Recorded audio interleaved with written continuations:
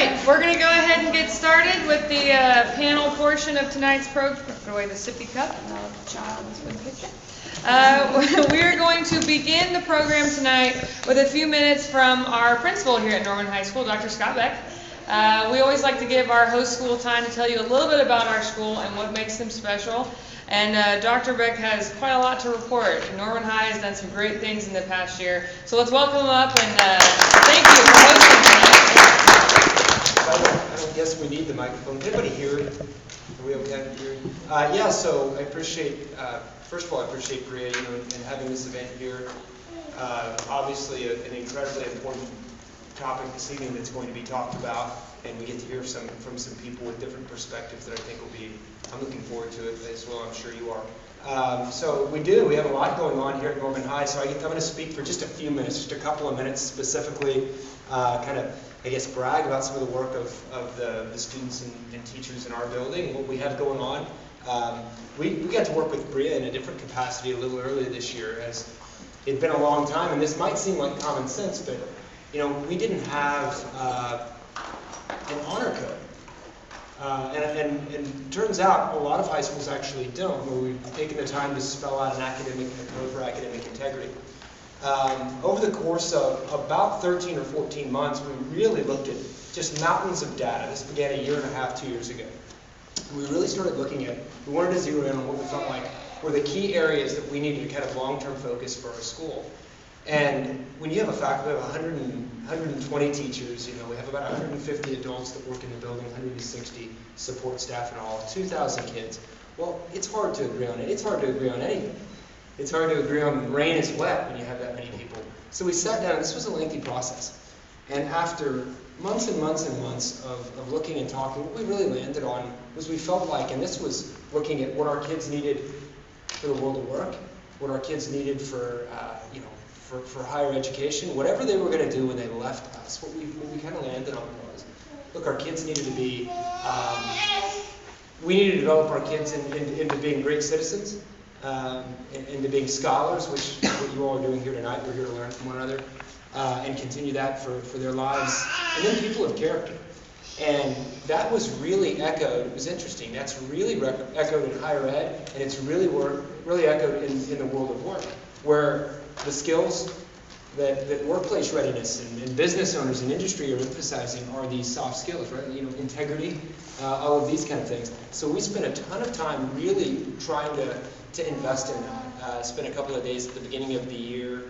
We kind of slowed down and we did an orientation a couple of days where we let kids really kind of flesh out statements of purpose for why they're coming to school and what they want from their education. And we did our CPR training on that day. We did some academic integrity. We talked about the honor code education. So lots and lots of work has gone on there. And by the way, mountains more than it's just a start. Programmatically, we're blessed to be in a district where we have everything from AP Capstone, which is one of just a couple of districts in our state. About 150 high schools nationwide have AP Capstone. And we were selected to do that, and that's a 2-year program where students can actually earn a degree of distinction. It's a 2-course sequence where students get to, how cool is this? Long story very short, you get to pick a topic of your choosing as a senior and engage in about 9 to 10 months of individual independent research. You get to work with a researcher from OU, and our kids are doing that right now. When it's all said and done, they'll have a 20 or 25 page thesis that they have to actually publicly defend. Really cool. Project Lead the Way with pre-engineering, that's going on and that's going really well. We have kids that are building robots and doing that kind of stuff, as we speak. Avid is a program that's just thriving for us, where we have, now we're over 100 students school-wide that are being equipped with college readiness. It's helping them tackle advanced courses for about the 5th year in a row. 4 out of the last 5 years anyhow, we've had the most students that we've ever had take AP courses and enrolled in AP exams, and we love that. We feel like our kids are really starting to, they've really bought into, it should be challenging, it shouldn't be easy. This should be, I should be pushed in finding that balance. So there's just so much going on, and it's really exciting. Of course, with the construction, we couldn't be more excited. It's just jaw-dropping stuff, and we feel like it's going to, we know it's about the work going on in the school. But but physically it's going to be really fantastic. You probably saw our dirt field out there. We're not going to turn that into a football practice field, I promise you. It's going to be a new learning commons. It's really going to be the hub of our school.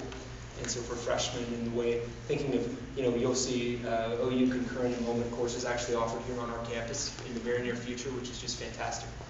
If you didn't know, it turns out parking over there is challenging at OU. We get a lot of kids that don't want to necessarily give up a huge chunk of their day to have that experience. So we feel like we can make that more accessible here at school. Some more freshman-centered transition stuff to help kind of ease the transition in, and really focusing on that transitioning kids out of here as well. And so with that, there's tons going on. And a vitally important topic tonight, I definitely want to hit on that. Our student advocacy coordinators came on board this last summer. Here at Norman High School, our advocacy coordinator's name is Kristen Ashley. And she hates when we talk her up too big, or she hates words like expert and that kind of thing. But I have to tell you, as an administrator, it's been a game-changing difference. And if you're not familiar with what our student advocacy coordinators and what their job is, I explain it like this to people. They have one job: to make sure that our students in the most vulnerable situations are taken care of, cared for, loved, and have the resources that they need. That's their job. And to have somebody devoted to that purpose, the kids it took all of about 13 seconds, I think, for the kids to kind of latch on to Kristen. And so that's just been a huge, huge step for us, I think, in the way that we're better equipped to serve students, and we're excited about that. So that's a lot. I could probably talk for a couple hours, but they told me no more than 5 minutes. So I would say I'm very happy to have you all here. Welcome to Norman High School. I hope you found it okay. Multi-purpose room, conference center. Always park on this side if you're ever coming here.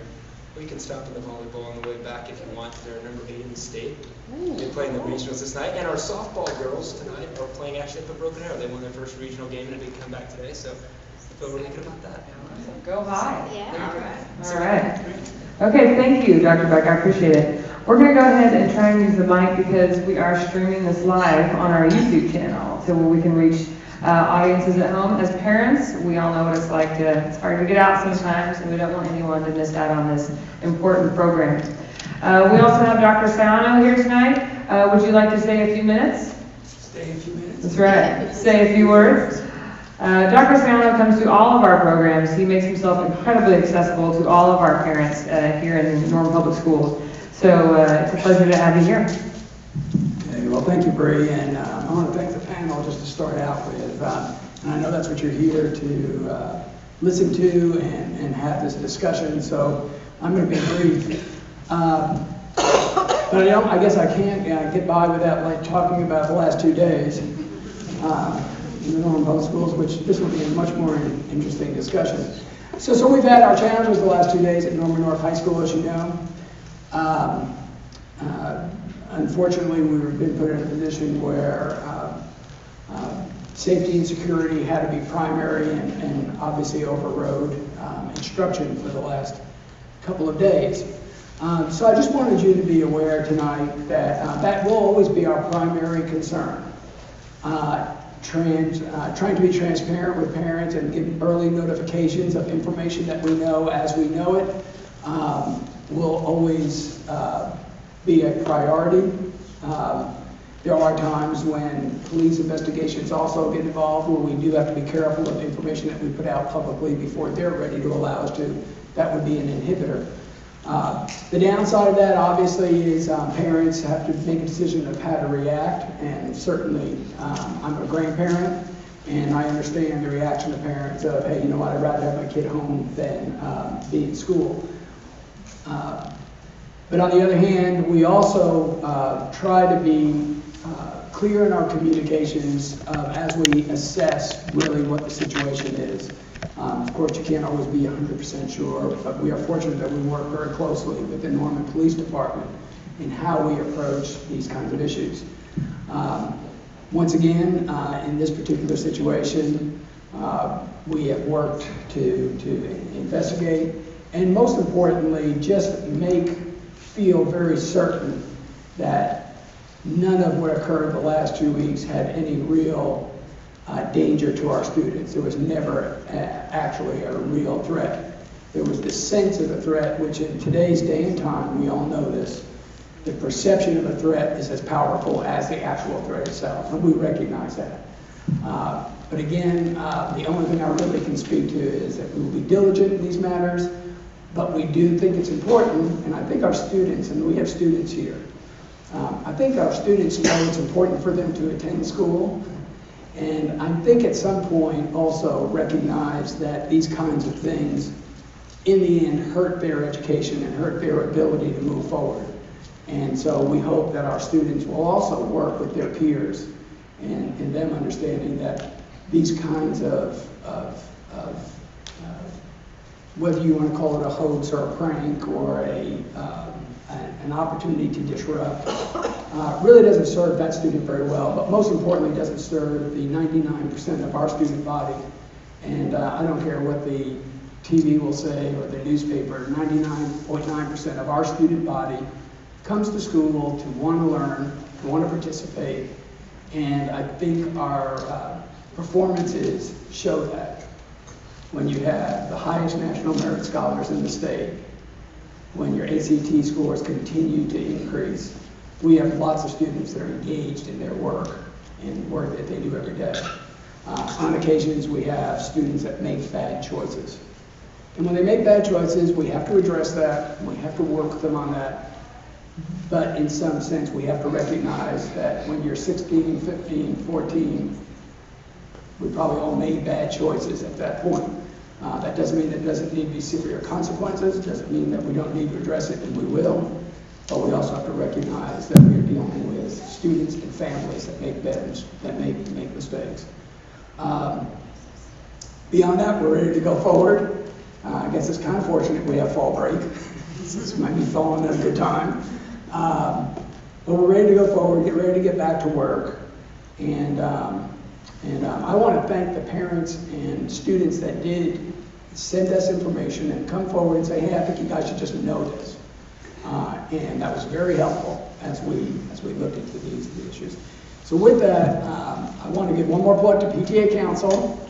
And again, say that these types of programs, I'll say one more thing after that. These types of programs and these type of initiatives that bring buildings, we're a large district, that brings us together to talk about issues within the district are important. PTA Council is the facilitator of that. Plus, they're an advocate for you as parents.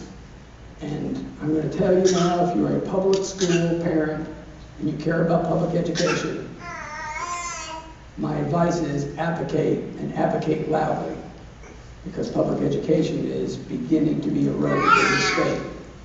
And it's time for parents are going to have to be the advocates as we go into our legislative session this next time. The final piece is I want to touch base on the people that are up here, and I want to thank all those that are participating.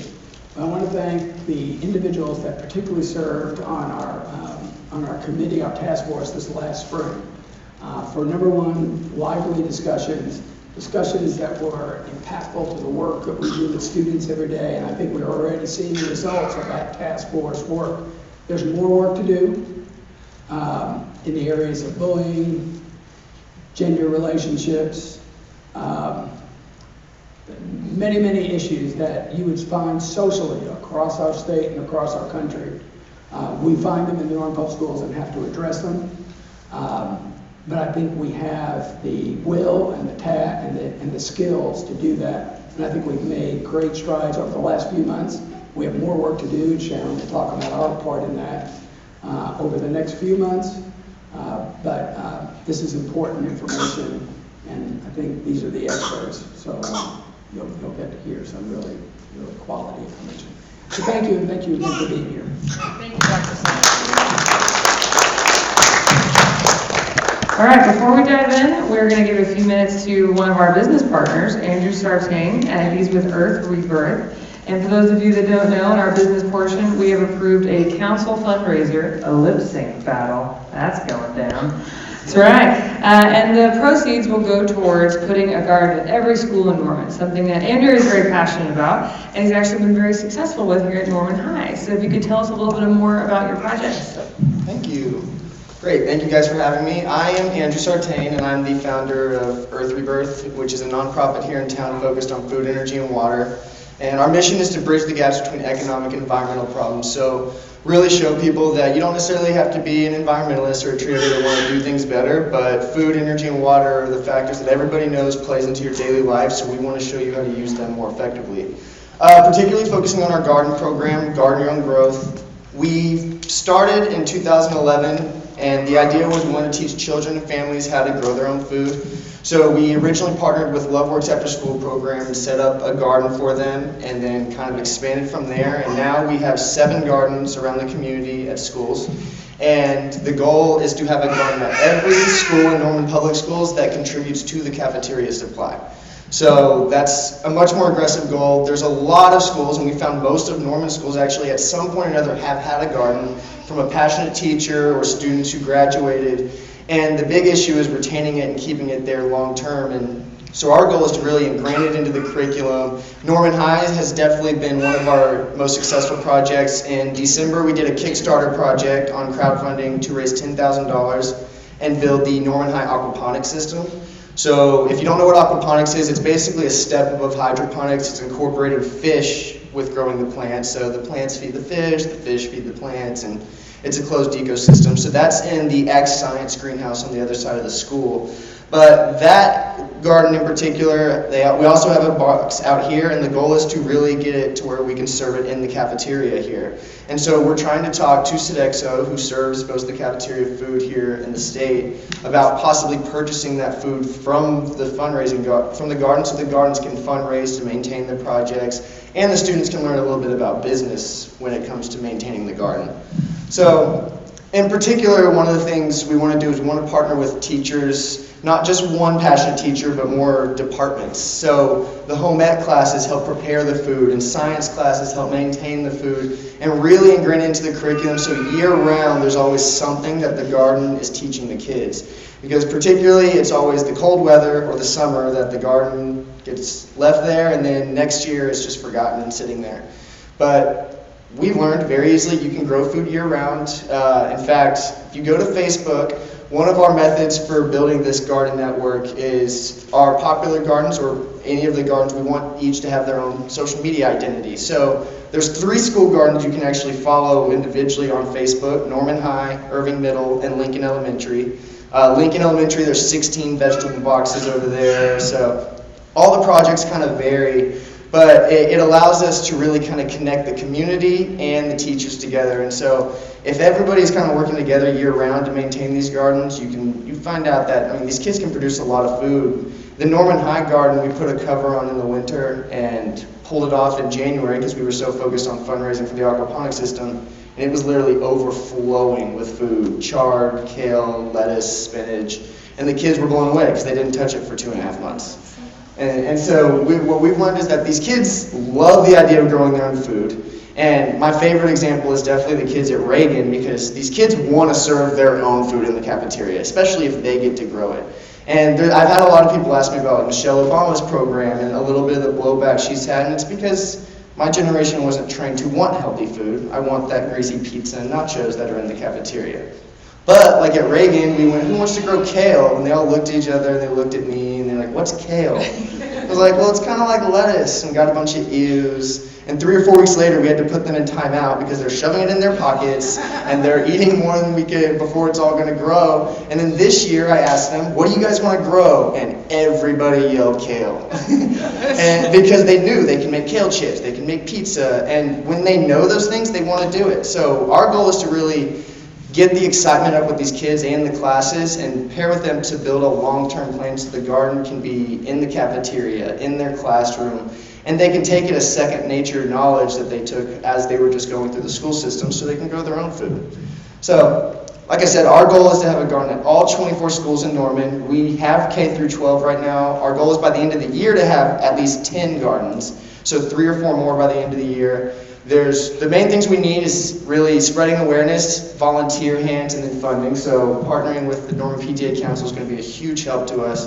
But volunteer hands too. Typically what we do is we partner with each garden and we work about an hour once a day in the garden with the kids. So if you wanted to help, we have garden days on Mondays, Wednesdays, Thursdays, Sundays. It's kind of all over the place, but it's all on our Facebook page. You can go to our website. Our website's being updated right now, so I would actually focus on our social media for most of the updates.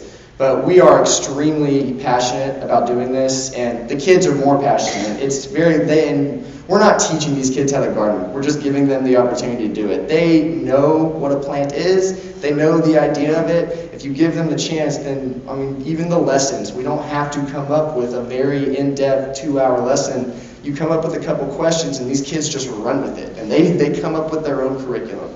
So we just want to create as much opportunity for these kids and the families of Norman to provide healthy food to themselves, be energy efficient, and really responsibly manage their resources. So you can learn that it's not a choice between being an environmentalist or being an economist, but they go hand in hand. And if you're using the things that make your life sustainable more effectively, then you're an environmentalist.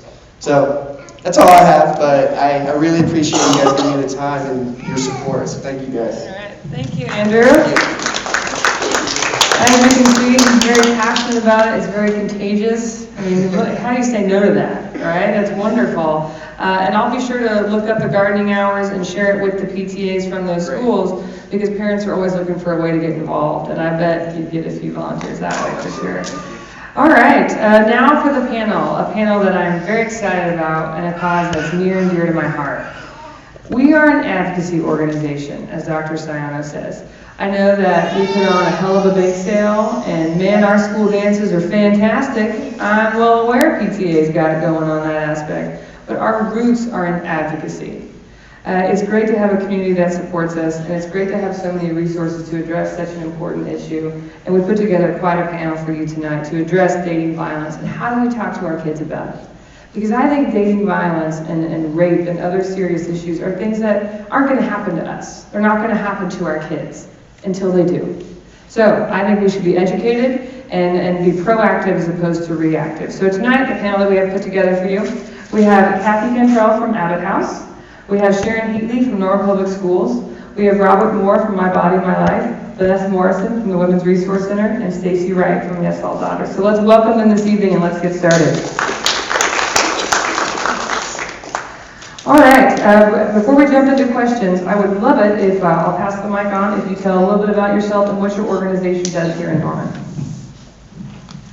Mary Abbott Children's House is the Child Abuse Response Center for Cleveland County. So if there is an allegation of abuse or suspicion of abuse, it can be sexual, physical, drug-endangered children. If you know there are drugs in the home and you're worried about the kids. If there's neglect, which often goes hand in hand with drug use in the home. If you make a report to child welfare or law enforcement, oftentimes the children are then scheduled to be interviewed at Abbott House.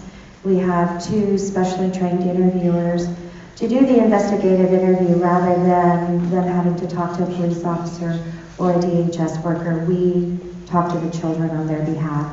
But there does have to be an open investigation. We can't just take a call from a parent and schedule an interview. We also have family advocates on site who sit with the protecting family members while they're there with the child. So we can support them, explain the interview process, make referrals to services. It just died.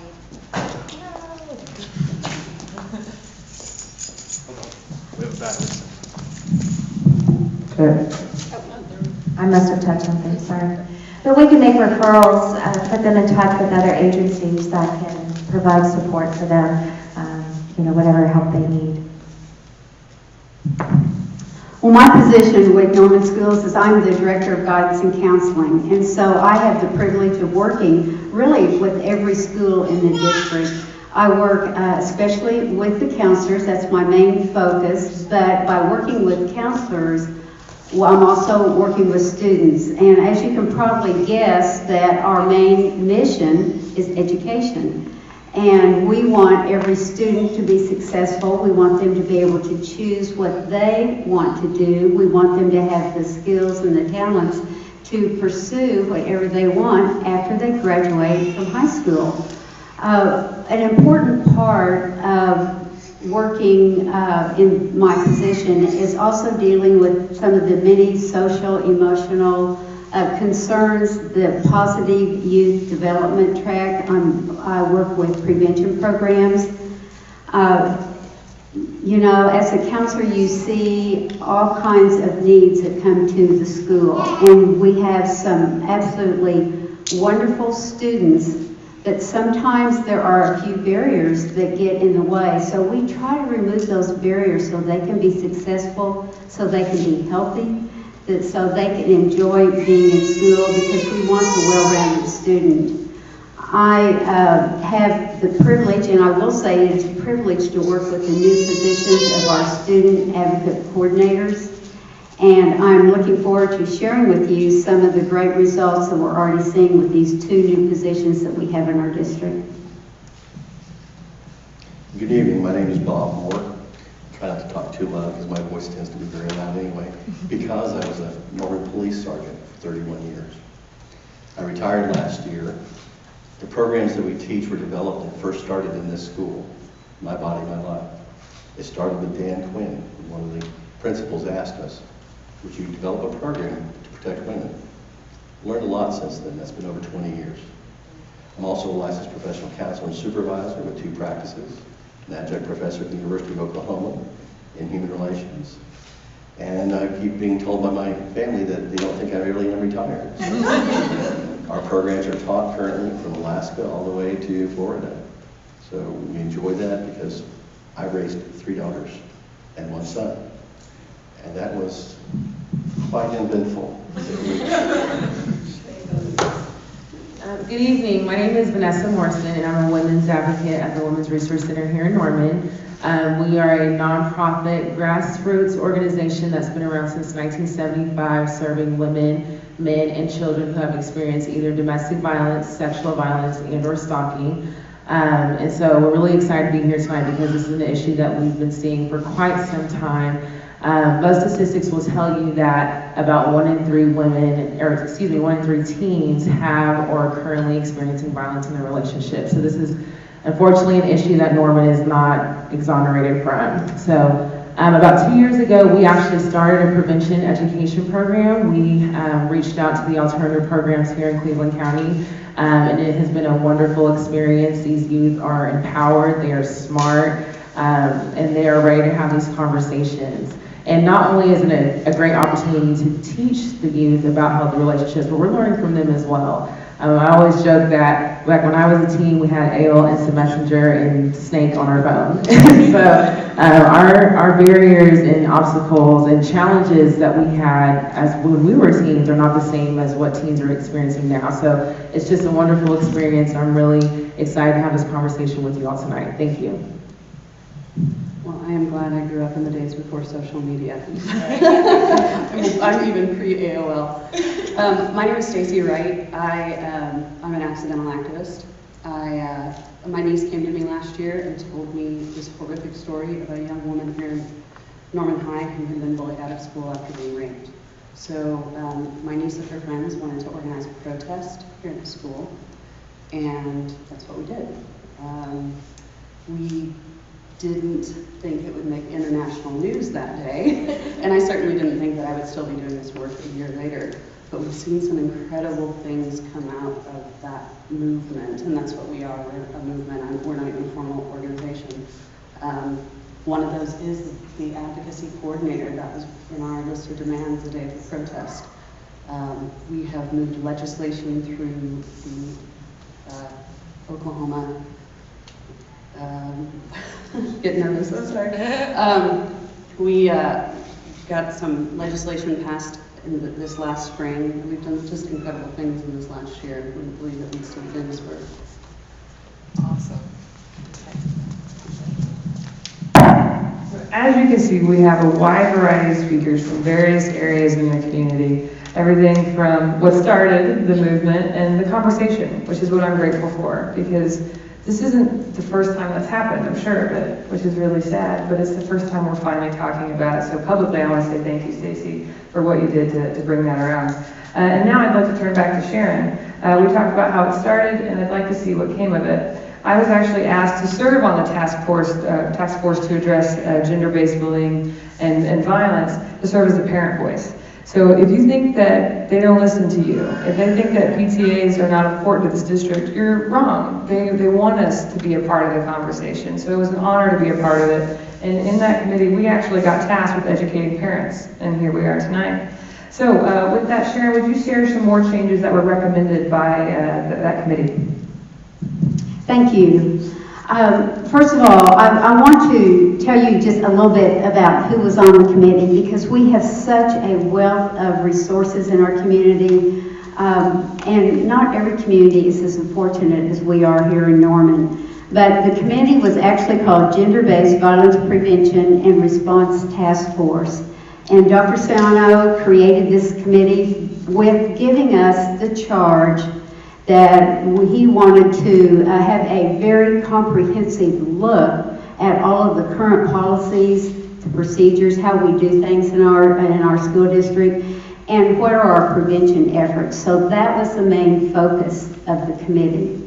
So on our committee, which you'll see is very well rounded, we had Central Oklahoma Mental Health represented. We also had the Norman Police Department. University of Oklahoma, we had an amazing chairman of this committee, was Kathy Moxley, and she is the Women's Outreach with the Women's Outreach Center for the University of Oklahoma, and she actually coordinates, educates, advocates for OU that deal with sexual violence and also Title IX issues.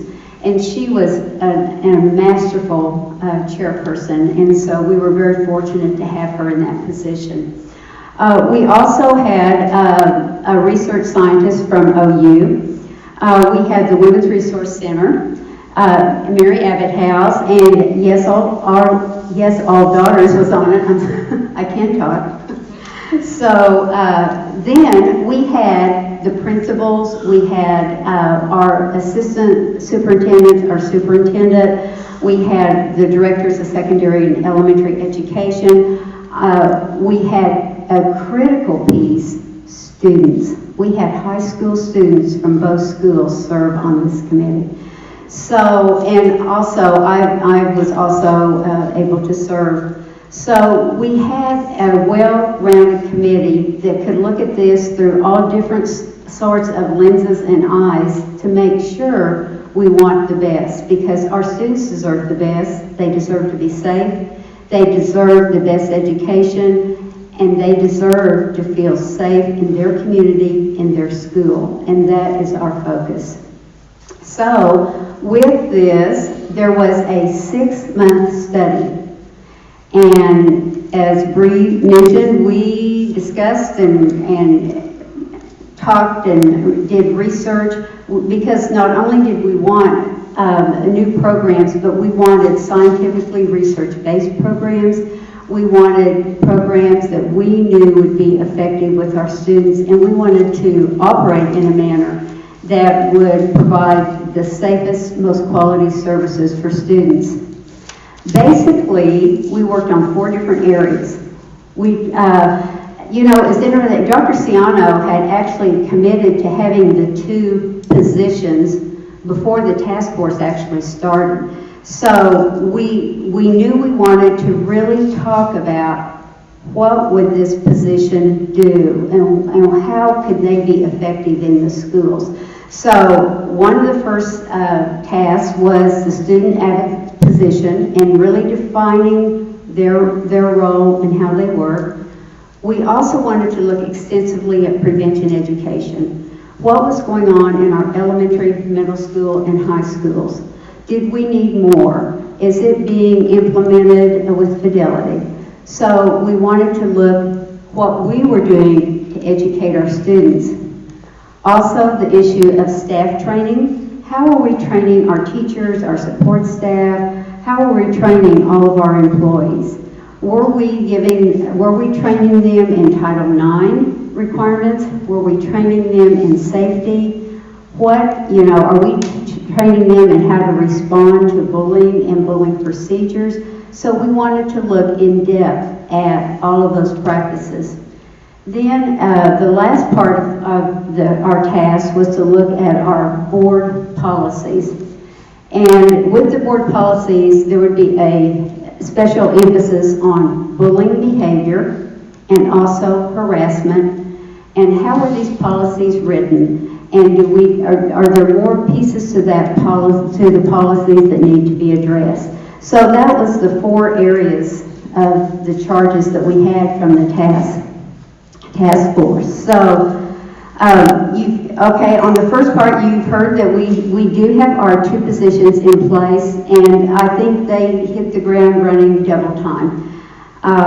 We have a full-time position at Norman High School and a full-time position at Norman North. And the beauty of this position is that they have gone to each of their feeder middle schools. They've talked to that staff, they've talked to the principals, they've talked to the counselors, because we want those schools to know if they have a concern of something that needs to be more in-depth, that student advocate coordinator will assist them. So we want to reach out to the middle feeder schools. They've also gone down to the elementary. They have visited, they've already had a few calls from elementary principals. They've had calls from middle school principals. And we also serve Dimensions Academy, which is an extension of both of our schools, and they have gone there and presented to their staff. So we're wanting this, it's 2 people, but we're wanting to extend the services and the education and the training to all of our schools, even though they're housed at each high school. The main part of their job, and as Dr. Beck mentioned so well, that they are there for anyone experiencing any type of gender-based violence or bullying. But if for any type of issue that is causing trauma for a student, the student advocate coordinator is going to be there. And one of the areas that was, both of these women are extremely talented women with an extensive background and expertise.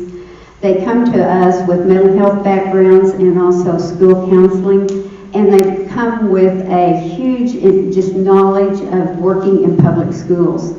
So, but learning the position as what is a true advocate. An advocate listens, supports, they don't judge.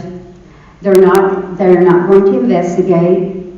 They're there to support the student.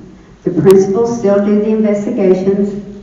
They're there to support the student, to walk the journey if they want them to walk with them. If there has been sexual violence and they want them for them to go to the rape center, they want them to be there. They want them there. If they decided to contact the law enforcement, if the family makes that decision, they will do what the advocate wants. And so the advocate is the support for that student. So with that, the student advocates initiate safety plans on whatever the situation might be. If they need a referral for mental health, they check into that. They also are working very closely with all the teachers and the other counselors in the building and try to coordinate prevention services. One of the main part of their job is to make sure everyone understands the requirements of Title IX, because we want fair and equal services for all students.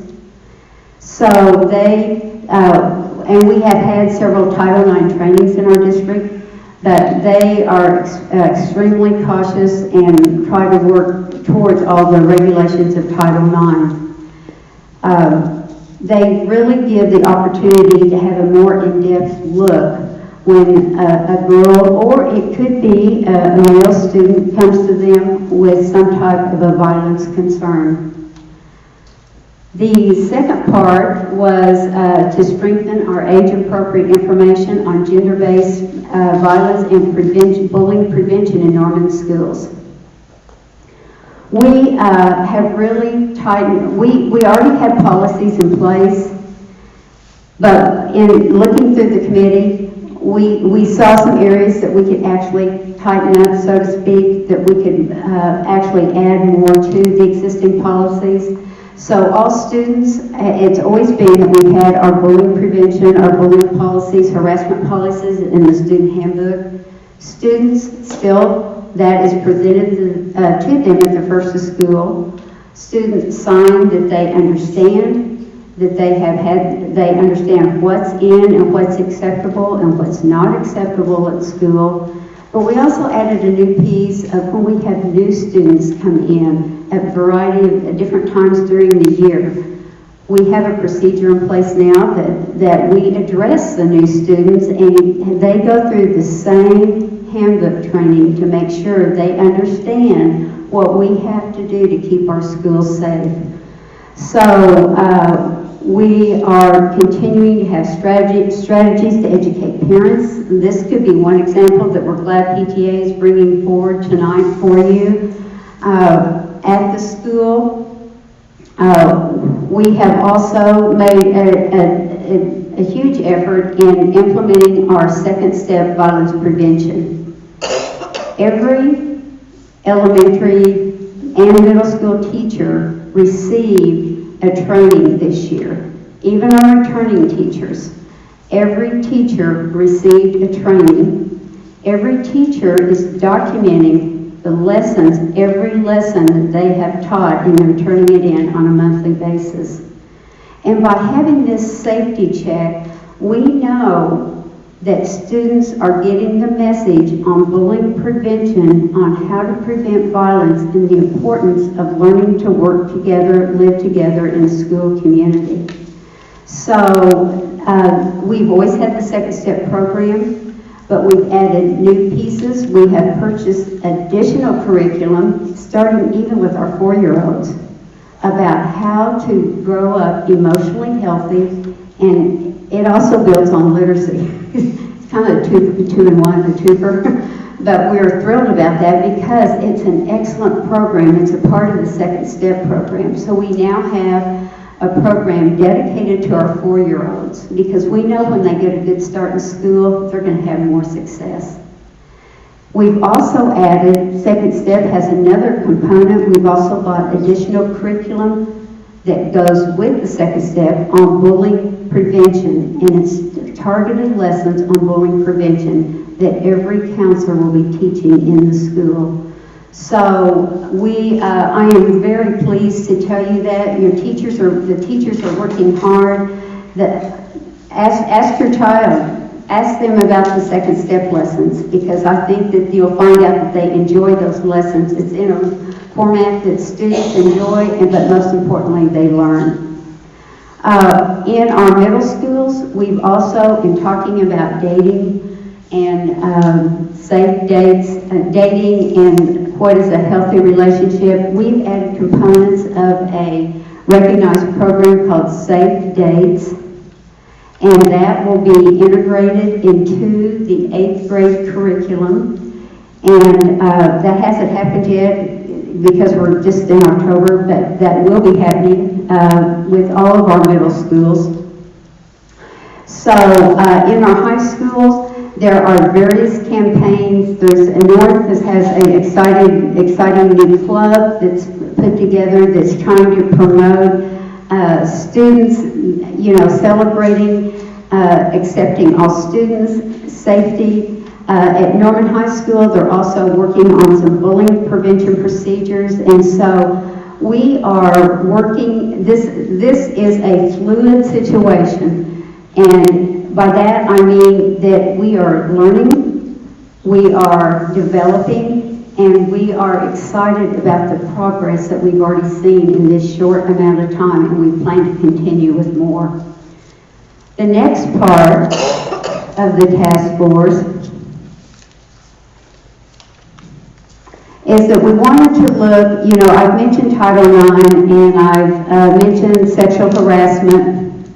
So we have had extensive trainings. We have have 2 designated assistant superintendents. We have the assistant superintendent of personnel is a Title IX contact, and then we have assistant superintendent of educational services. So we have a male and a female Title IX contact that are assistant superintendents, 2 of them. So this makes it easy that, you know, if a female wanted to come forward and prefer a female, or if a male would like to talk to someone, we have a male Title IX officer.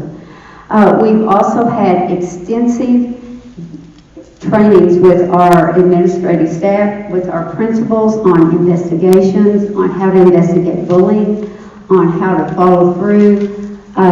What is Title IX? We've had training with all the teachers, and so we are addressing the issues of Title IX, and I know we have some more trainings that we have planned throughout the years. So we are also going to be addressing training our volunteers. When our volunteers come into the schools on gender-based violence and bullying, we are wanting for parent volunteers to have opportunity to have a training, because it's really important for every person in that student's life, when they're connected at school or if they're at home, to know safety procedures and a healthy way for students to grow up. I hope you'll let us know when those are, so PTAs can promote them to our parents. We will. We definitely will. We also, you know, this is just October, 5th, 6th, so we are. I mean, that we have it scheduled and we have it lined out, so we will be in touch. And then also we want to utilize our Channel 18 for public service announcements, because they really do reach students and they reach parents, as you know. Okay, the last part is number 4 of the 4 areas. This was wanting to address our policy. And that is our Board of Education policy, and our policy is our guidelines that we all operate, and that tells us the regulations, and they line up with our Oklahoma state laws. So with our bullying policy, our last revision was actually in 2013. We have right now, our policy, we have a very strong policy in place. The task force was very diligent about finding some areas that they thought some added language and perhaps some movement of where the bullying piece is, maybe to be integrated into the harassment. So we, our federal programs director, who is our policy writer, he has worked on this very diligently. We have submitted a new policy to our legal counsel, our school district legal counsel, and it is being currently reviewed. As soon as that is reviewed, then we have a process. It goes back to our cabinet. It's reviewed by our superintendents. Then it's presented to the board, and because the board, our Board of Education, will make the final decision. But we were the actual rewriting of the bullying policy, they were very diligent about applying the recommendations that the task force recommended. The task force recommended. So, at this point, we have to wait for review from our legal counsel before we move forward in sharing this, and it has to be approved by our Board of Education.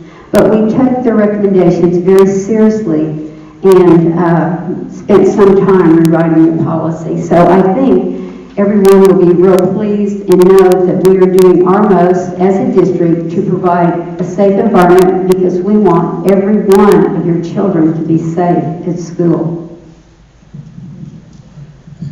Thank you, Sharon. As you can see, this happened almost a year ago at this point, isn't it? So we're right about that anniversary. November 24th. And our school district has taken this so seriously. We already have 2 full-time positions. Policies are in works. We're educating our teachers. It's amazing to be in a district that is as responsive as a parent can hope it could be. So let's jump into some nuts and bolts, all right? As a parent, I want to know, what are the signs of dating violence? This could be more for you, Kathy, maybe Vanessa, or anyone else who's got topics on that, because if you've never experienced it, you may not know what to look for, and that really scares me, because having been a victim before, it's really hard to talk about. And so they may not open up to you. So what can we look for as parents and start getting concerned and start reaching out? Would you like to start, Kathy? Sure. Some of the things we notice, or we've been trained to notice, tell parents to pay attention to, are if you notice more secrecy than normal, if you notice unexplained bruises, perhaps, going in their room, shutting the door. Sometimes adolescents and teenagers will start dressing to cover themselves more, either because they're ashamed or they're hiding physical signs. It's important to know that if you suspect it and you approach your child about it, ask if anything's happened. If they say yes, then listen to what they have to say, but it's important not to grill them. I know as a parent that would be my first instinct. It's important not to ask too many questions. If you have enough suspicion, enough evidence, then call the hotline or call the police department and make a report, and turn it over to the experts to handle it.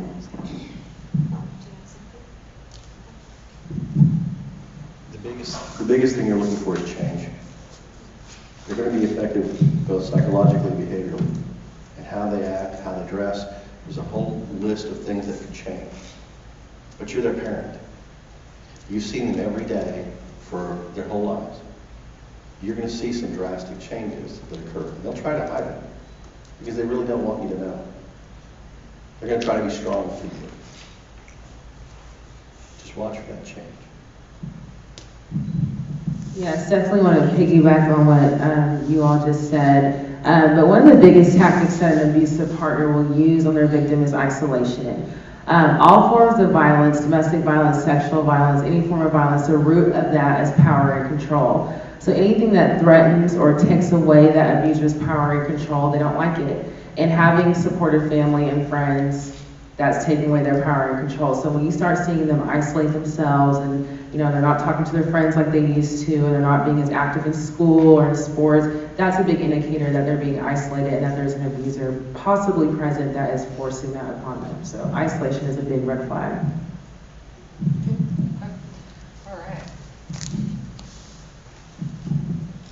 How do you recommend approaching this situation?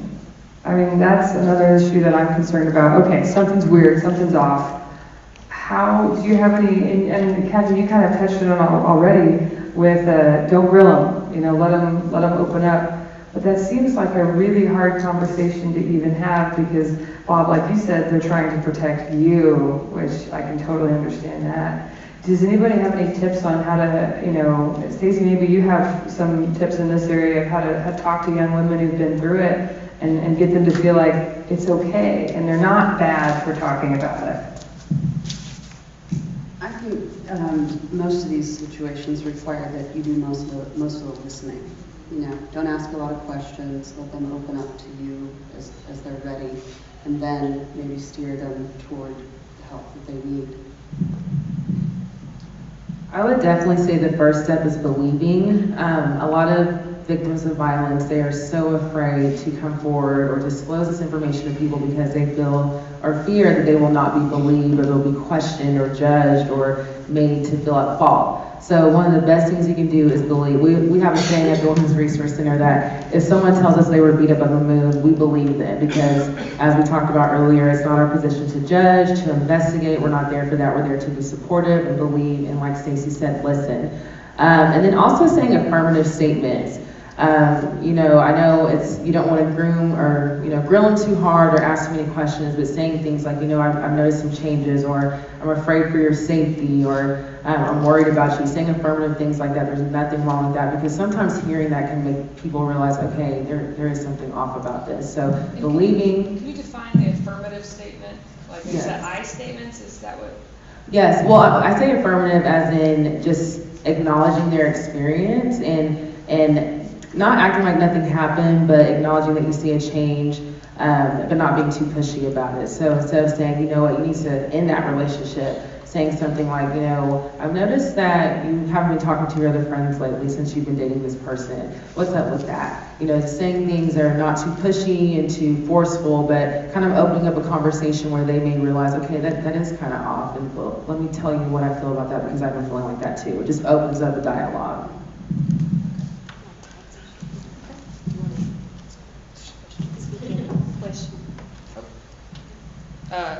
I was, most of the focus has been toward the parent interacting or discovering and trying to deal. Recently, my daughter, who is a Norman North High student, it's a friend of hers. So I guess my question would be, I think sometimes talking to their peers is probably the first step of acknowledging something. And so when she came to me to say, okay, this is what she said, what do I say? What do I do?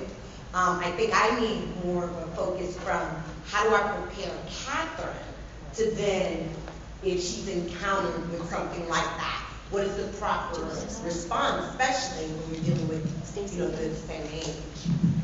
I don't know that I necessarily have an answer, but the legislation that we got passed this last year was wrapped into something called Aaron's Law. Okay. And what that does is it educates kids from a very early age on how to respond to and report if they suspect that their friends are being victims. Okay. So I don't know how long it'll be before we actually see that implemented in schools here in Oklahoma, but that's what our legislation was wrapped into. Okay. I don't know if that answers it. And we'll also continue on with, once we discover it, how do you report it? At the very least, you could tell your daughter what the resources are in the community. Right. So we'll cover those as well. Yeah, and I just wanted to add that, Yeah, so make sure.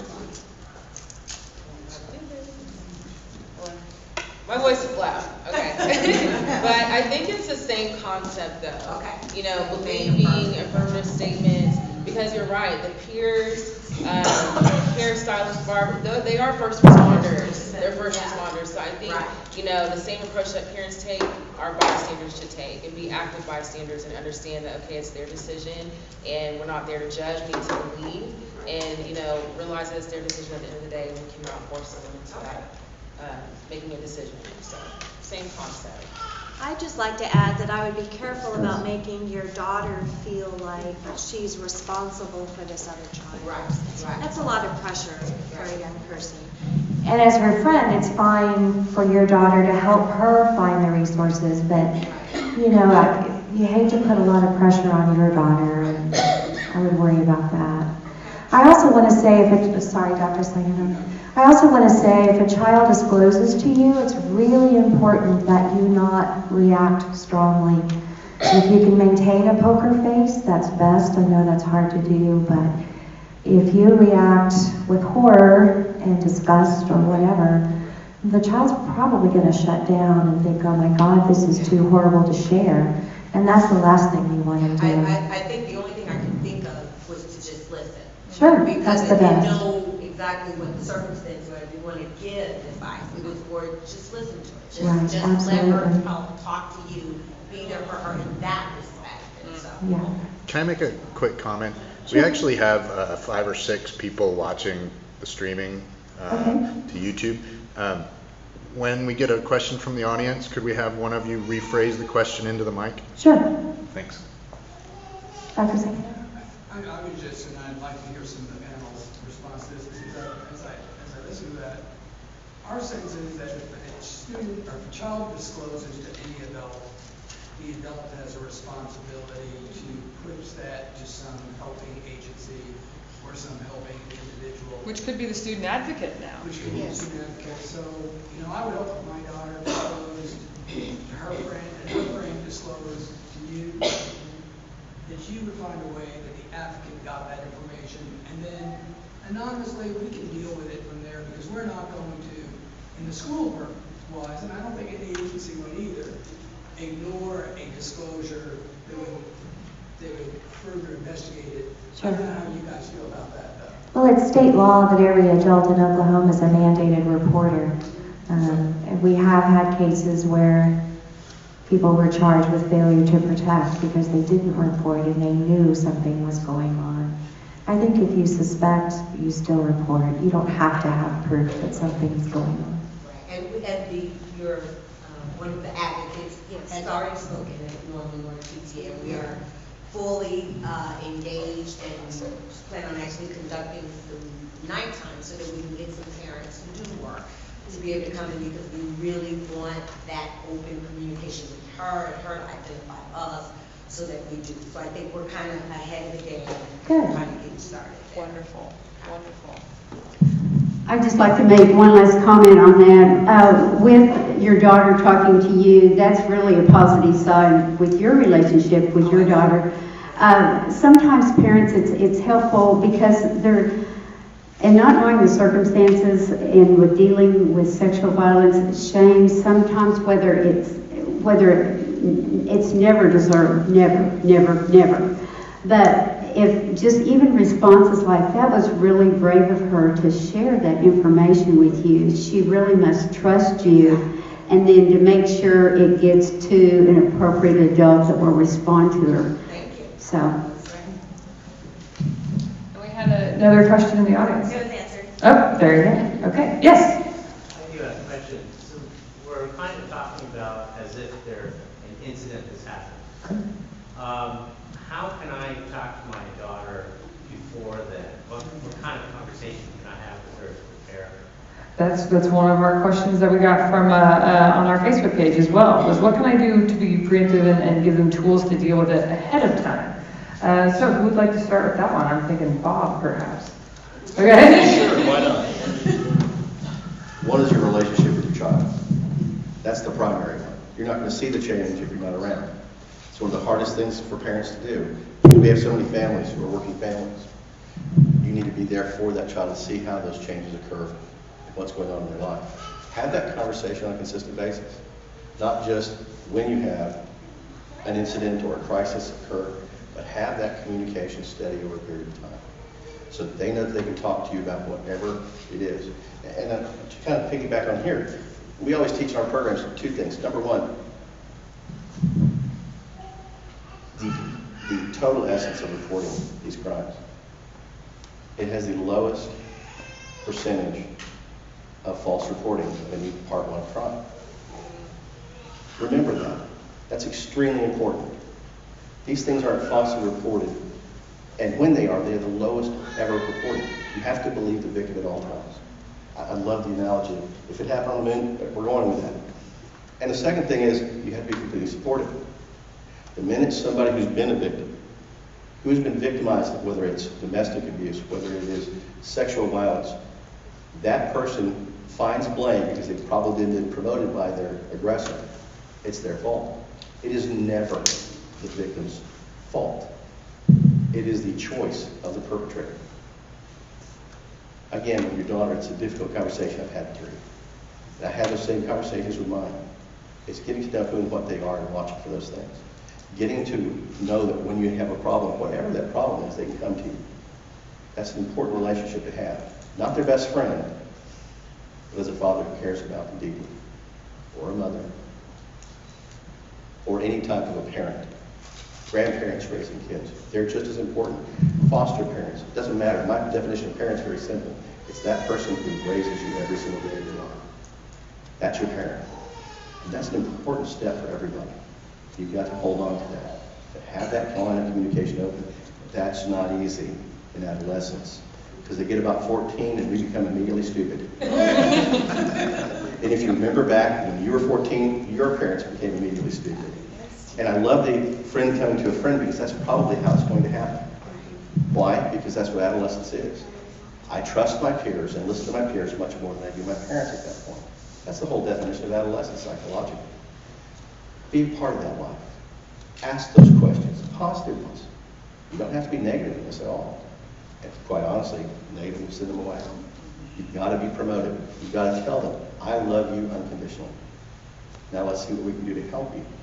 Tell me what's going on so I can help. Start that way and see what comes from that. Well, I also would add that it's important to just even say, hey, you know, dating violence, bullying, got anything you want to talk about? Yeah, just throw it out there. And I think even mentioning it to your child, you've opened a door. You know that you know about it. You're there if they want to talk. And so it doesn't have to be a bad thing. Just say, I've been noticing the boys lately. Just want to make sure you respect yourself and respect others. It's part of being a grown-up. And then walk away. And they're, oh, Dad cares. But I also want to say, it's not just the girls. It's boys too. Yep. It's anybody. Everybody, especially at that age, is so vulnerable because they think they know everything. I was teasing somebody the other day and told them my 16-year-old daughter, I'm calling NASA because she already knows everything. That's that whole adolescent style. And that's one of those deals. It isn't just our daughters, guys. It's everybody. It's all of our children. Yeah, since we're just on that topic of opening that conversation, that is one of the things that came out of our protest last year. So many parents came to me and said they were just shocked that, they opened up this dialogue with their kids, and all of a sudden they're hearing about these horrible things that are happening in elementary school, and, whether it's bullying or sexual harassment. They were just shocked because they had never thought that it was ever going to happen to their child. So they didn't think to open up that dialogue. When they did, if it wasn't their kid being bullied, their kid knew somebody who was being bullied or harassed. Yes, so I just want to rephrase the question for the YouTube viewers. So the question was, what kind of conversations can you have with your children before an incident happens? And I think, obviously with the advocates now in the schools, I think that's awesome. But I think just having a conversation about healthy relationships, there's a plethora of online resources that you can get tapped into. One that we use at the Women's Resource Center is called loveisrespect.org. And they have like the most simplest, easiest, accessible tools that a first grader can understand. It makes it a really simple conversation at times. Also, a really fun way to kind of address this topic and not maybe be too intrusive is just look at media. I mean, have you sat down and really critically viewed a Disney movie? I mean, I know we all grew up probably watching it, but if you just look and have these conversations like, why does she have to do all of that to be happy at the end of the story? And well, why does she have to dress like that when she's trying to save the world? Having conversations about media, the things that we're inundated in every day with little to no mediation, especially for youth, having conversations, that's a really great way to have a conversation about healthy relationships, is looking at media. Can I plug some more legislation?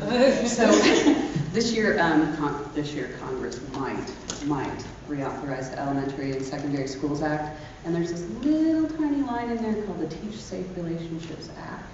And what we're trying to do with our little change.org signature, change.org petition, is get them to keep that language in there so that we can start to teach these things to kids at really, really young ages about boundaries and personal space and those things. I mean, if you learn on the playground to stop when somebody says no, then later on, when you enter into intimate relationships, it makes sense. So go to change.org and sign our petition. All right. Make sure that language stays in that legislation. We'll make sure we share it on the council page as well.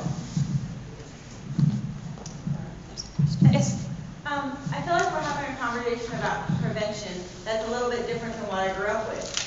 And I guess I just hear hints of it, so I'd love it if somebody wanted to expand on. I grew up, in elementary school and high school and in college, whenever anyone talked about this, it was about how not to get sexually assaulted, right? And so it sounds like at least some of those programs, some of those websites talk about how not to sexually assault people. Can you all speak to that, please? So your question is more, how can we address prevention in terms of not just how to not get sexually assaulted, but how to not sexually assault people? Don't. There you go. Okay. I don't have an answer. I have one. I'm like bringing all the answers. I don't know if it's a good answer. I think it goes back to teaching consent from a very young age. When somebody says no, they don't want to hug you, or when your child says that they're not interested in hugging that adult or that other kid, let them make that decision and let them be affirmed in their decision to say no, so that when they move into those relationships later on, they have some understanding of boundaries. And not just, looking for a no, which is very important, but look for an enthusiastic yes. Things like, well, maybe, or maybe like, that's not a yes necessarily. And I think teens and younger individuals may think that. So we need to teach our youth that look for an enthusiastic yes. Don't just look for a no or a maybe, because unless you get that enthusiastic yes, you're not getting a consent and affirmative answer. So. In our programs we teach, yes means yes. We get away from no means no. You have to ask for consent and obtain consent for every step in the sexual process. That's a county state law in California, and 17 other states are currently looking at it. Oklahoma's not. Yes means you have to ask and you have to get consent. And then we turn around and we teach enthusiastic consent. And we teach boys and girls all of this, so they can both understand what's required of them as they grow up. We start our programs about middle school.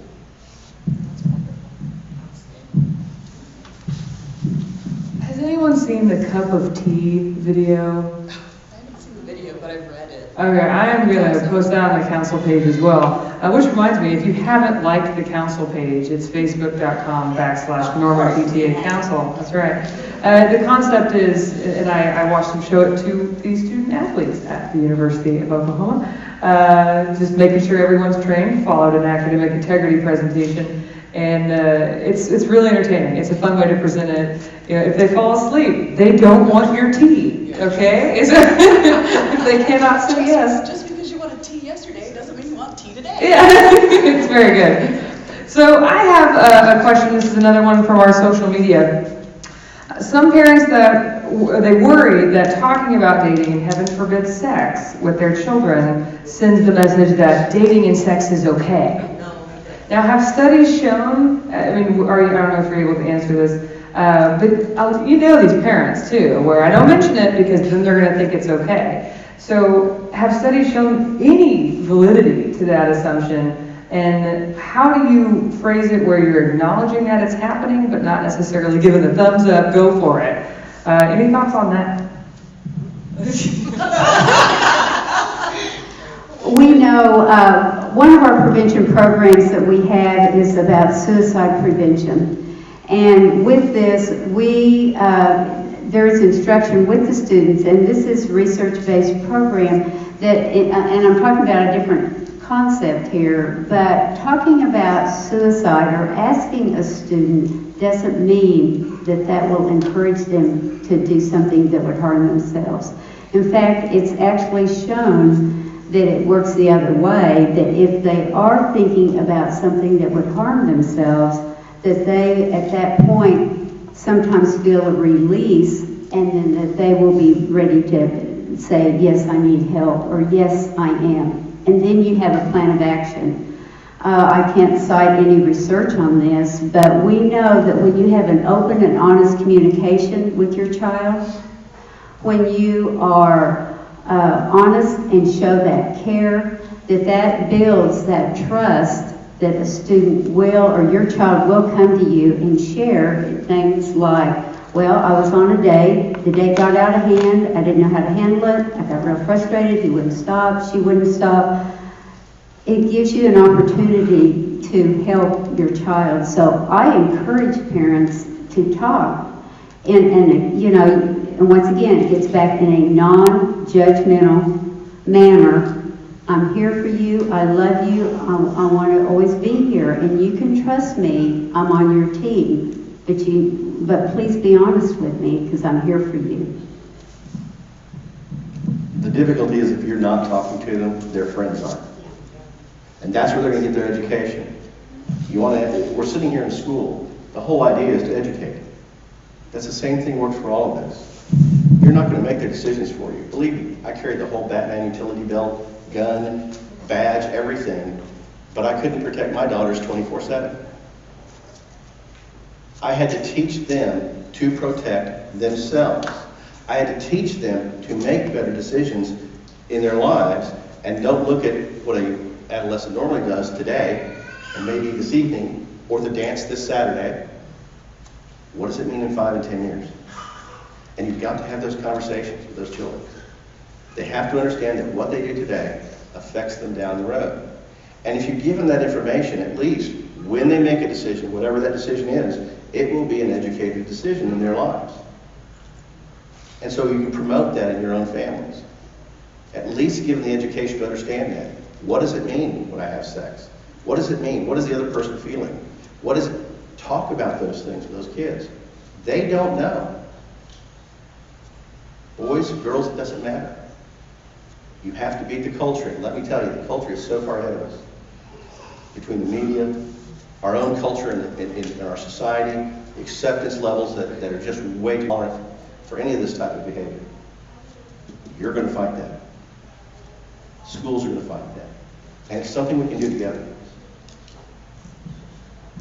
Yes, definitely agree with all of the other responses. And we at the Women's Resource Center, we always say that people have the right to be informed. You know, sometimes people come into our agency and they're coming from a violent situation and they may not know that some of the things that they've experienced are actual abuse. And so, yeah, it's not an easy conversation to have, and it's not the easiest and warmest topic always, but I firmly believe it's people's right to be informed and have the information they need to make informed decisions. And so, like you were saying, if we're not talking, their friends are talking to them, and the media is teaching them. So I think it's really important that we are that first conversation and that we give them the information, the complete story, and not just the glamorous pieces that we see on whatever media outlet. So informed decision, they have the right to have that education, that information.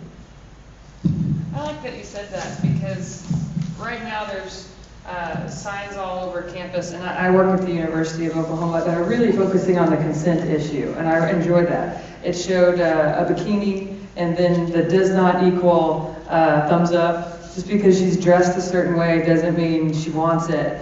And I feel like a lot of young women, it's in their head that, well, maybe I did ask for it, you know, maybe because I did dress this way, or I did have too many beers, and it goes back to the fault thing. Yes. And yeah, jump on it. It's just, I just wanted to bring that up as a discussion point. I mean, how do you undo that in their head? We just got a message today from a mother in Ardmore who's dealing with an issue with her 6-year-old daughter, where these little boys are trying to get up her daughter's dresses. And so the school and all the way up to the principal's response was, tell your daughter to have her wear shorts underneath, or have her wear leggings underneath, rather than dealing with the boys, because boys will be boys. I mean, she's heard this at multiple levels through the school. And so I think that that's part of the problem. And it starts so young. It does. Yes. Yes, that's the other piece. You know, we can support and empower and be there for individuals who have experienced this, but if we're not holding the actual perpetrators and the abusers accountable, how much progress are we really making here? I don't know. And I'll just throw a statistic in. 2 out of every 100 rapists ever see jail. 2 out of every 100, 2%. They are repeat offenders. And to me, that's one of the big discussions. Well, every rapist is a serial rapist. If they got away with it once, whatever tactic they're using, they're going to do it again because they got away with it. Every rapist is a serial rapist. So to switch the gender roles for a moment, I have 2 boys. What? Yes, I Jump have a in. question. I have a 14-year-old, going to be 15 tomorrow. For her, the issue she's having in high school right now is dealing with same-sex, kind of a little too aggressive for her. And she doesn't quite, I don't know how to handle it. If you said, I'm not interested, that she'd kind of leave it alone, but I think she's kind of, doesn't seem forward enough to say that she doesn't, what she said is she doesn't want to hurt their feelings by saying I like boys and I don't like girls. Gotcha. But it's getting a little to the point where the girl is kind of not getting that message. So So borderline bullying and stalking, almost. yes. Okay. And I'm from a different era. I mean, when I was in school, P-flag and all that were not in existence. Parents were not accepting of same-sex relationships. They weren't very, even very friendly verbally about that type of relationship going on. This is a very good question, and it highlights some of the challenges that I think we as parents are going to have to encounter that our parents didn't because it wasn't okay. So the more we are accepting of everyone, including, same-sex couples and homosexual, LGBT lifestyles, which we are, how do you talk to your kids about that, especially if you didn't have any experience with it? So the question from the audience is that she has a daughter that has been experiencing a form of borderline bullying and stalking from a fellow female who's made advances, and she doesn't quite know how to turn it down because it's new, and how do you have that conversation? Any tips on that? I would encourage your daughter to talk to the advocate at the school, and I don't know which school she is, but they could be easily found. I would encourage her to talk to her because it does not matter. Sexual harassment or making someone uncomfortable, it does not matter whether it's male or female or the same sex, it's still the same issue. And, if she feels uncomfortable and feels like it is harassment, it can also go to the principal. But if she feels more comfortable going through the advocate first, the advocate could, if the advocates are females, if she's more comfortable in that avenue, then the advocate can, if she gives her the permission, she can also take it up to a higher level if it's a bullying behavior. Anything else to add on that? I think it comes down to Sexual harassment is sexual harassment, but I could totally appreciate the novelty of, I just never encountered it myself, so how do I talk to my kid about it?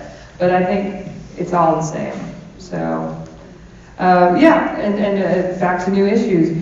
I have 2 boys. We've talked about teaching them consent and all that fun stuff, but I want to empower my young men to know that it goes both ways. I know men that have been in very abusive relationships, and they're embarrassed to speak up because they're getting abused by a woman. And so not only are they being abused, they're worried about, losing their pride and being demeaned and whatnot. So would you have any tips on just dealing with young men and approaching this issue? Because I feel like it's got to be a little bit different.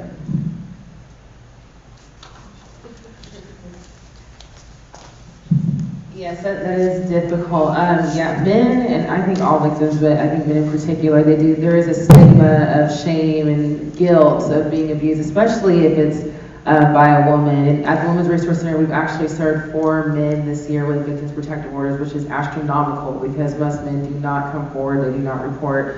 But I think, and this is not an easy feat at all, but just our culture, we need to stop trivializing violence against men, making jokes of it, making light of it.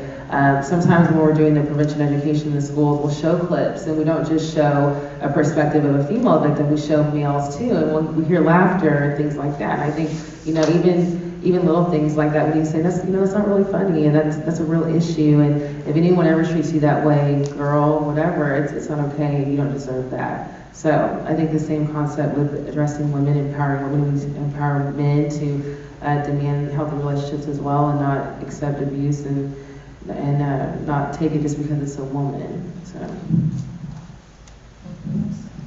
Well, it's very similar to your question. The act, there's no difference. It's just the gender that you're now discussing. The act is the same thing and should be dealt the same way. Boy, boy, girl, girl, boy, girl. Whatever's happening, it should be dealt. You do have a difficulty in the actual reporting. Your reporting on male rape is extremely low. They have no idea how many men have been victimized in that way. But abuse is there too. And there's so many varieties of abuse. That's one of in our program we talk about every type of abuse. We have to. Because generally the victim's not going to see it, but their friends are. That's why we do that when we work with bystanders. We have to make and empower them too. All right, I wanted to wrap up by 8 o'clock, so do we have any more questions from the audience? You guys have had some amazing questions tonight. It's clear that you're passionate about it because you're here and you're engaging in this conversation, and that's what advocacy is all about. You're all advocates. Don't ever forget that. You have a voice, you have children to look out for, and you have yourself to look out for. And hopefully organizations like Yes All Daughters, Women's Resource Center, My Body, My Life, of course our own Norman Public Schools, and the Abbott House, as well as the Norman PTA Council, can not only give you the tools, but the courage to speak up. Because if we're not going to do it, who's going to do it for us? There are a lot of things to speak up about right now, and I hope you will join us in this. So again, Norman PTA Council, please like our Facebook page. And I do want to point out our next program, because that's going to be a doozy. It's the legislative update. I am very excited to have our legislators in a room to answer directly, not only to us, but to our faces. So it will be at McKinley Elementary in the library. It is set for November 3rd at 6:30 p.m. Will you go grab the thing? We're going to do the drawing real quick for who wins free stuff, because getting educated and getting free stuff is just a win-win situation. Okay, excellent. Please do. I just wanted to kind of plug the Women's Resource Center services, because I think a lot of people really don't know exactly what it is that we do, because we do a lot. But we have like about a 3-legged organization. We have an emergency domestic violence shelter for women and children and men. So anyone who is fleeing violence, families, singles, can come to our shelter in confidentiality and safety and stay there. We have a public office where people can literally walk in and get services.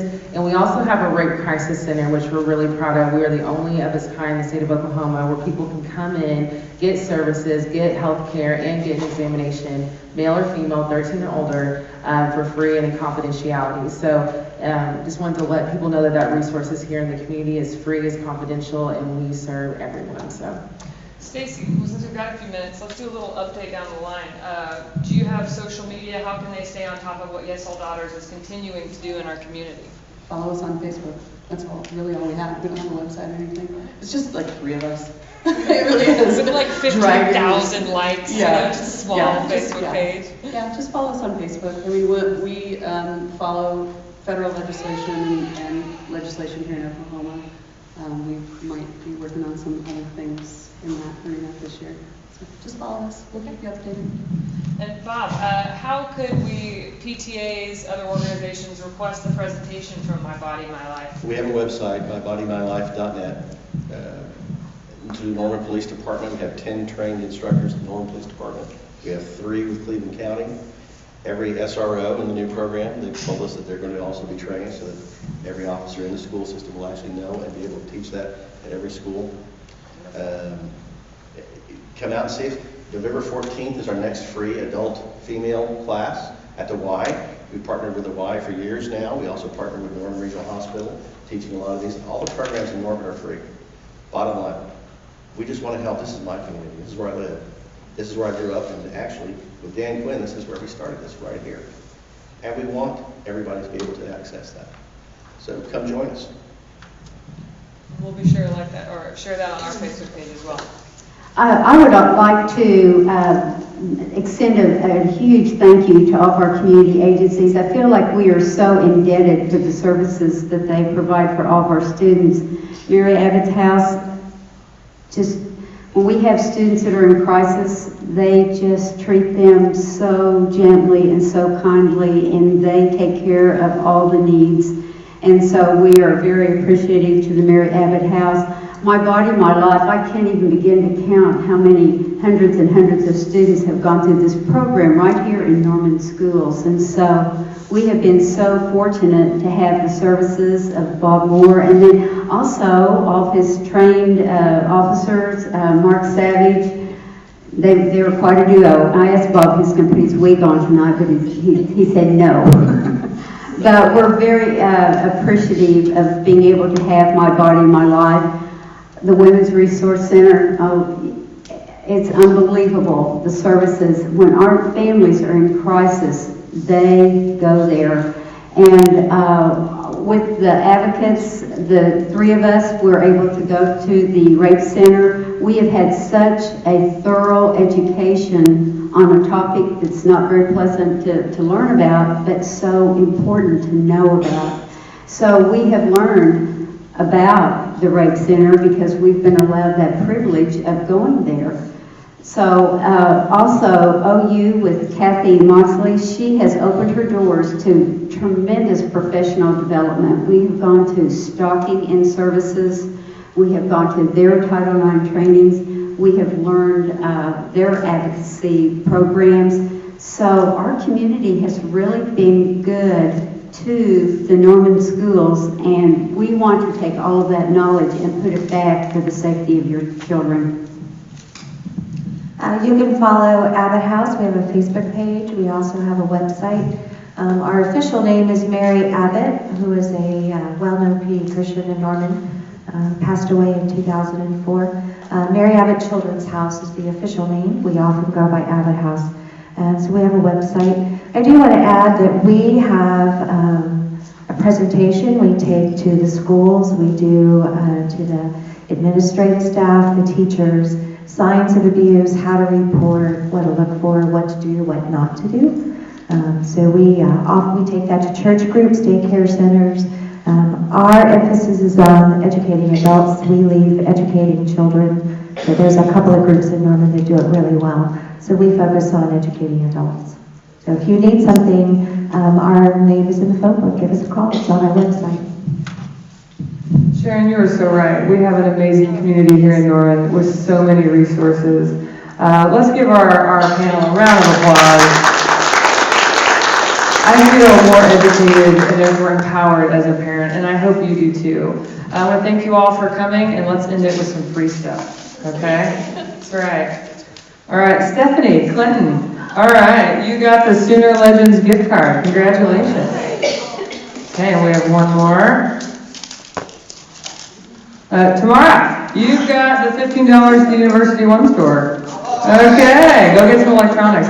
Thank you guys again, and I hope to see you on November 3rd at McKinley as we stick it to legislators.